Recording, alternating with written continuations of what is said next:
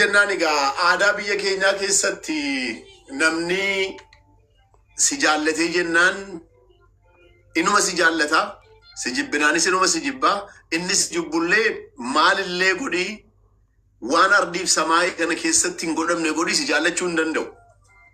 Garuu ani nan yaadadhaa birrii jalqaba sooloorsiin kiyya 100 caalu konkolaataa koo miiccadhee ba'uu anaa jedhaa jedhu haati guddoon dhuftee maaloo jettee na kadhatte farankaa. Maala adde maaliif kadhattu ijoolleen qabdanii jennaan ilmoo koo ijoollee qaba garuu ijoolleen koo nan gaafatanuu kunoo rakkadheen manaa ba'ee kadhachuu jalqabee naan jedhani. Jaartii guddoo jennaan maal taatani jennaan kiraa manaan dhabee naan jedhani. Meeqa kaffaltu kiraa manaa jennaan birrii 800 naan jedhani. Egaa namni guyyaa wiikendiitii biriinis narkan turre isee 800 kenneefi viidiyoo riikardi godhee silkii keessan naa kennaati silkii sana sinii namni sinii dawwala kana caalaa sin qarqaara amma garuu hin kadhatinaa manatti galaa jedheen viidiyoo poost godheen almost guyyaa lama keessatti close to 1.2 million view argatte viidiyoon sun. Silkii sana namni irraa fudhatee warra biyya Arabaa jiran hojjettoota biyya Arabaa jiranu maadaam qabam warra jedhaman ni beekta ta'a jarri silkii sanaan dawwalanii mana ijaaraniif birrii olitti qabanii jechuudha. Achi booddee an kana booda kanan hojjechuu qabu waan akkanaati namni an birrii 800 kennee viidiyoo poost godhee guyyaa sanaaf beeluu keessaa ba'ee rakkina keessaa ba'ee jennaan umri isaa guutummoo waan itti fayyadamu namni baay'een gochuuf gatii danda'uuf kana gochuun qaba jedhanitti jalqabe viidiyoon sun namni baay'een naa jaallatee namni baay'een immoo na arrabsee namni baay'een immoo ittiin waa meeqa jechaa ture garuu alhamdulillah viidiyoon sun nama baay'ee bira naa geessee anis immoo rizaaltii ittiin argadhee jaartiin sun arra kadhaa keessaa ba'anii mana qabaatanii jiru jechuudha. Kun akkuma jalqabaatiin sitti mamalee kumaatamaaf waan akkanaa godhee kumaatamaaf anis personaalii waan sana qarqaarsa qarqaaree namni biraa saka qarqaaru godhee jireenya gaarii akka jiraatan rabbiin saba mana godhee jira jechuudha. Maashaallah. Namoonni gariin yeroo viidiyoo duratti waan akkanaa godhan akkuma ati jette sababa keetiin namni sun gargaarame ati immoo namni yoo fedhe waan fedhe siinaa jiru irra filattee san fudhatteetiif irratti achumaan hojii sanitti dhuftee maashaallah. Namoonni hedduun Mansuur Tarrajaa of jajaa yookiin of guddisaa ni boonaa an kanan qabaa jaajaan Mansuuroo deebiin isaa maali waan kanarratti?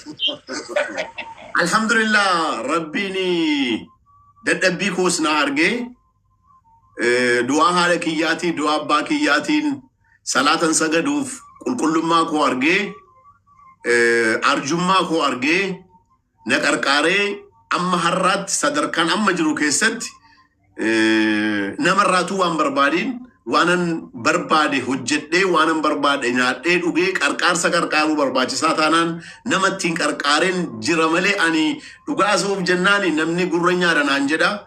Al tokko rabbiin sii kennee gorroruunis rakkina qaba jedhee ilaalu. Gorroruu jechuun nu musliima amantaa islaamaatiin kibriyyaan baay'ee jibbamtuudha.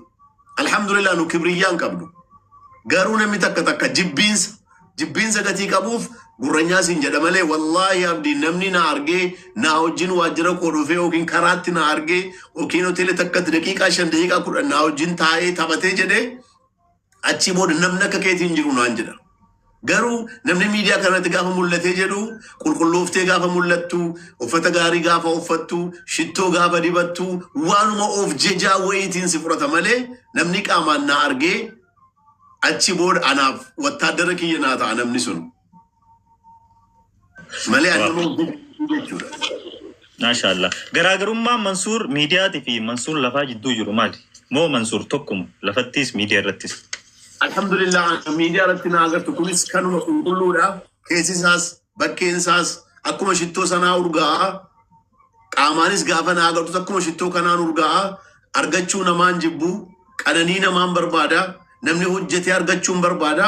Positively wantundiyyuu namni tokko ta'ee wal qarqaaree of guddisuu akka ni danda'u isarratti carraaqeen godha malee garaagarummaa baay'ee hin qabu dhugaa soof jennan tasuma garaagarummaa iyyuu hin qabu waan osumatti na agartu malee waan fakkeesse godhus hin jiru fakkeessus immoo hin danda'u kan koola amma namni kan hin galleef waggaa 4 fakkeessuu hin dandeessu ji'a 4 fakkeessuu hin dandeessu ji'a 1 fakkeessuu dandeessa waggaa 4 guutuu namni fakkeessuu hin danda'u an alhamdulillah waggaa 4 guutuu shittoon mandibataa jira waggaa 4 guutuu business class dhaan indeema gaafan biyyaa ba'u waggaa 4 guutuu namni birina gaafannaa inuman kennaa jira waggaa 4 guutuu guyyaadhaan birrii 1,000 amma birrii 10,000 kunoo social media kana irratti kennaan oola mobile card barattootaaf kennaan oola garuu namni kana hunda sirratti argaa of jaja siin jedha hattuudha siin jedha alhamdulillah ala din al-islam hanni haqqi nama kan nama akka ta'e gatii beekuuf Mansuur garuu waan kana keessaa hin qabu jechuudha. Wow, mashallah. Tole Mansuureen gaafii keenyaaf deebisaa nu fannee egaa namoonni akka biratti isa yaaddan kanuma an hin fakkeessu jechaa jira. Natti dhiyaadhaan alaalaa jechuu jira nam murteessurraa. Thank you galatoomi. Mee eeva miidiyaa kanarra dhufte chaalenjii guddaan si qunnamee yookiin akkaan wanni si gaddisiise ni jira eeva miidiyaa irra dhufte chaalenjii wanni sitte kan ati maan nuuf himtu. Abdiki ya dhugaa soof jennaani wallahi rabbiin koo shaahida maal jedhama afaan oromootiin gaabbii jireenya kee keessatti maal gaabbite yoonaan jette miidiyaa kanarra dhufu wallahi miidiyaa kanarra ba'uun akka inni na gaabbisiise amma kanan arguu jalqabe maaliif jennaan an biyya Itoophiyaa keessa jira amantaa kiyya kabajeen jiraadha mootummaa kiyya kabajeen jiraadha personally immoo muummicha ministeeraa nan jaalladha jaalalli kun immoo namatti maal fakkaachuu jalqabe beekta waa hattee waa corabbartee mootummaa waa gootee hanna wayii keessa seentee kana gatii qabuuf kan ittiin kabar gochuudhaaf jedheetu iyyuu malee namtichi kun jaalala sin qabuu sin jedhu inni kan Oromoo miti sin jedhu an Oromummaa I'm proud to Oromummaa kootti amantaa kootti nama jaallachuun nama kabajuun mootummaa koo kabajuun immoo shari'aan na ajajdi waan argame immoo haasa'uun shari'aan na ajaja sobuun qabu kam sobni biyya amantaa islaamaatti sobni namni waa baay'ee dalaguu ni danda'a garuu hin sobuu jedhe rasuul alayhi salaatu wassalaam kanaaf jennaan waan an arginaasa kana keessatti garuu namni maal siin jedha inni kaan waa kabar gochuu barbaadeetu jedhee maqaa kee waan hin taaneen kaasaa jechuudha.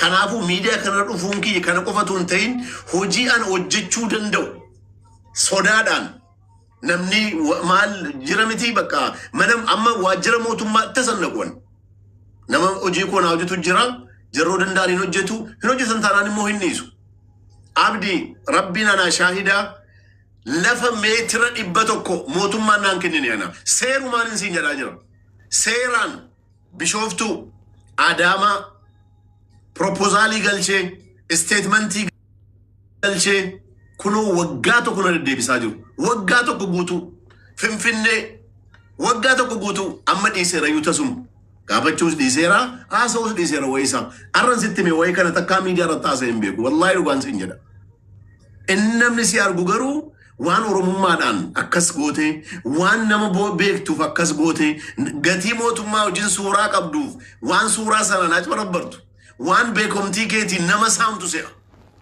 namoonni amma ana bira almost 1.34 tu jira sirsibiras more than 1,000 jira namoota kam afaan oromoo nama dhageessanudha hundi keessanuu naa gala Mansuur Jamaal badiin ni qabu argitanii jennaan mootummaatti dhihaate akka inni hidhamu wanti beektan jiraan